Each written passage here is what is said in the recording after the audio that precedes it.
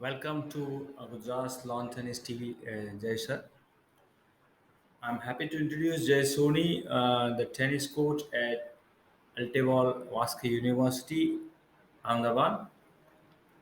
Today, he is going to tell us something on how to be mentally tough, how to create the perfect mindset for a tennis game. Uh, he is going to share in this video the thoughts about the early career for Novak, how the Novak has started his career, how he built up his mental toughness, and some of the case studies or some examples of his matches. He's going to tell us. Secondly, he has also given some examples on athletes and how people think about the records, and he also mentioned about the cricket, uh, double century in a one day match. So how people behave with that record also, that is what he has mentioned, and how to make aware of yourself, how to make your own target for those things. He had also suggested the tennis players to do some actions, repetitions, create some habits so that you can become mentally tough. Okay, so let us see him. And Um, First of all, very good evening, guys. Um, I would like to congratulate Mr. Dr. Upadhyay and his team uh, for his new platform for Gujarat tennis and Indian tennis too, for the players and parents both. So, thank you again. It's a privilege to me that I can share my thoughts on Novak Djokovic's life and his mental side, because everyone knows that he's a mental beast. So let's don't waste the time and we'll start it out. So everyone knows that Nole started his journey in 1990s in the very in the case where at that time the war is going on, the crises are there. Um, so I think that is the fundamental way it started, and that's the main reason now he is here with the mentally too strong and never give up attitude on the court and off court. He turned pro on 2003, and I would proudly say that he has a tremendous amount of patience and to get at the top level. At the same time, he was facing three of the legendary players at the same time: Rafael Nadal, Roger Federer, and Eddie Murray. And no one at that time was believing that anyone can uh, beat these guys at the same time. But he's the only guy who believed in himself, and 7 years it took to get the things done. So, my question to all of you guys: how much patience do you have to get the things done? So, you started at the early age, you fail, you succeed, but how much time you still hanging there and fighting for achieving the highest level of the tennis? So, I just wanted to share you some statistics. I was going through it. So till 2010, Novak Djokovic's winning percentage, overall winning percentage in Grand Slams and ATP 1000 Masters, it was 79%. and it is not too small number. It is just a difference between 21%. But still, he could not manage to get the number one spot.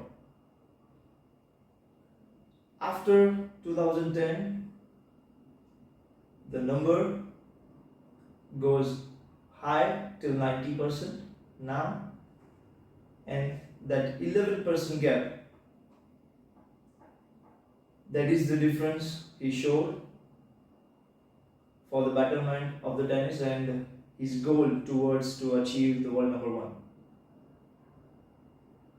So guys, I think the patience part and the hanging there for longer period of time when the things are not working it out, and still you have to believe that you can do it and fight for getting the things done. Till 2010, fighting and playing against the top three, Rafa, Roger, and Andy. From 34% to 64% he raised from 2011.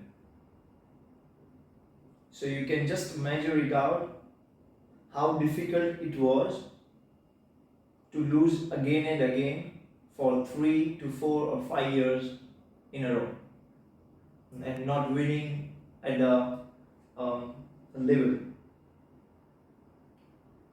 So yes, it is not only about having a solid forehand and backhand.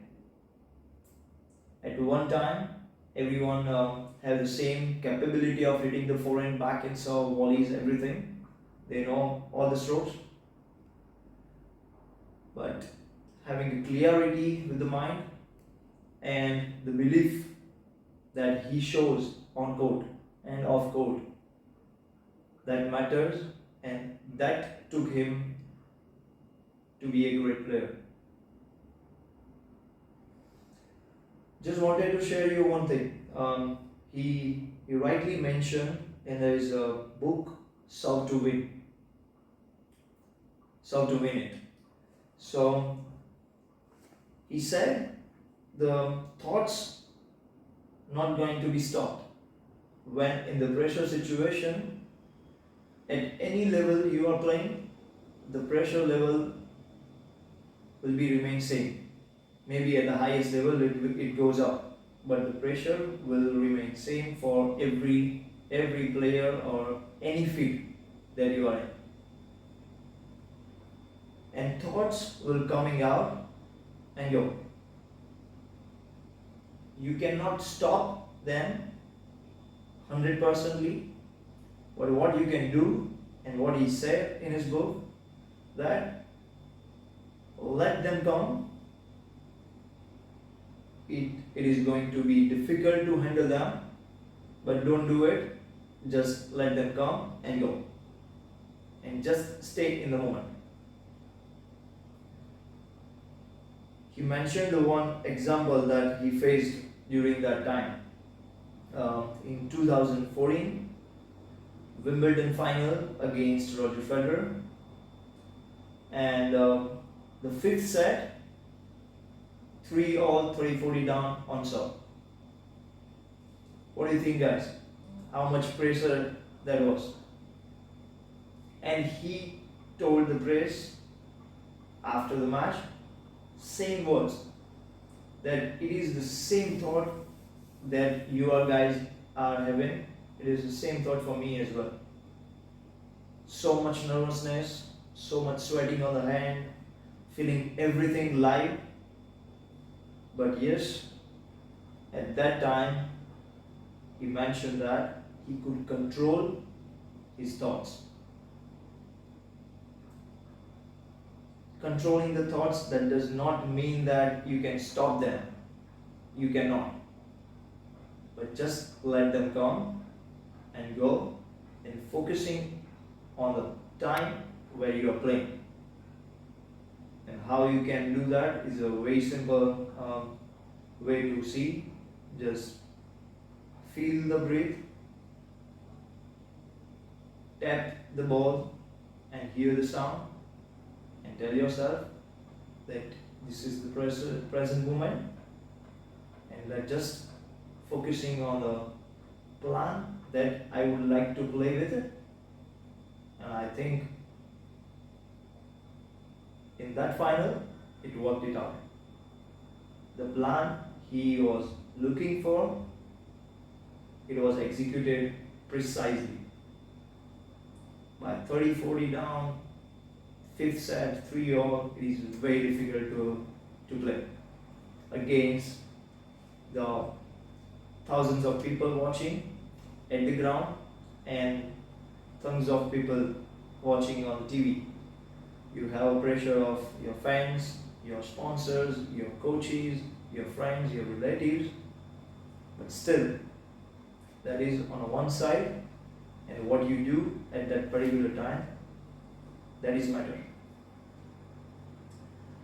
So yes, there are a couple of things that I would like to address you for sure. Before that, I would like to ask you one question. And this is for you. If you would like to share your thoughts, your comments, once you see the video, please share with us.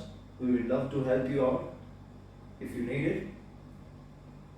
So the question is,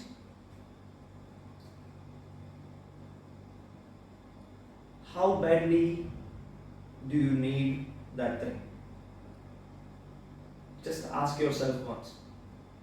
In whichever way you would like to ask, just ask once that whatever you are playing, any sports, any field, how badly you need that thing, that I really wanted that thing. If the answer is yes, then I don't think so no one can stop you to get the highest level of your career. But if you have a doubt in yourself, then find the way how to get that thing done. Even at any point of time, if you feel that I cannot do it, just ask once, or see the world around. How many players did it? And then tell yourself, do you really think that I cannot do? Then answer is no, for sure. Just remind me some good examples of it. In, I guess, 1930, people are saying that in marathon you cannot, so there is a 1.6 miles there, so 1 mile, it's a 1.6 kilometer that you have to run, and people are believing that no one can finish it in 4 minutes, and everyone believes that. There's a one guy, I forgot the name, but there's a one guy in 1943 or 1945. He managed to finish in 3 minutes and 47 seconds, and the world shocked with it. Then how is this possible? Is this a superhuman or what? So after that, you don't imagine that in next 5 years there are 20 more people who already achieved close to 3.5 or close to 330 minutes and for 1.6 kilometer or 1 mile. Almost everyone believes that, and believing that before Usain Bolt did it, no one can finish it up in 10 seconds, the 100-meter race. But I think after Usain Bolt did it, I think right now every single marathon player. So the athletics one, 100-meter race has done in 10 seconds only. So it is just, so with this scenario, this thing happens if you believe that can be done. If you believe that the things that you are looking for, it's possible that you can do it. And I guarantee you, you will never gonna fail. But that does not mean that you can not lose in between. There are lots of ups and downs, but you still have to hanging there. And at the end, I'm 100% sure that you will achieve it. At the same time, we are in a country where cricket is a very powerful sport for us, and everyone loves to see that. No one believes that in a one-day cricket, 200 is possible for one player. So there are lots of time where even full team gets all out in 150 or even the 100. So no one is believing before Sachin Tendulkar did it first time. In a one-day cricket, he managed to finish 200 runs. And after that, there are almost 7 players right now, 7 cricketers, including Virendra Sehwag, including Rohit Sharma. Rohit Sharma did it twice, I guess. So again, wanted you to tell that everything is possible if you just have a vision to do it. So that's it from my side, guys. Keep working hard, keep believing in yourself, and just the last thing, there are lots of emotions, you have to deal with it while playing tennis. So emotions can be anger side, emotions can be a physical side, emotions can be anything, but you have to deal with it. You cannot stay away from it. You have to see what is good for you, what emotion works for you, and what does not.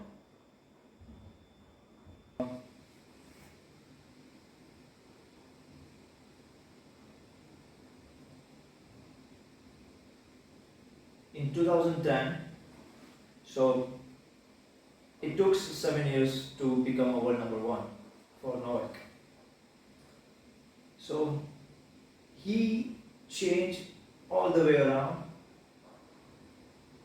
from his life as well as the techniques as well as the diet part. And these 3 things, he changed it from the crush. So in 2009, he was playing against the Songa, I guess, and he puked on the court.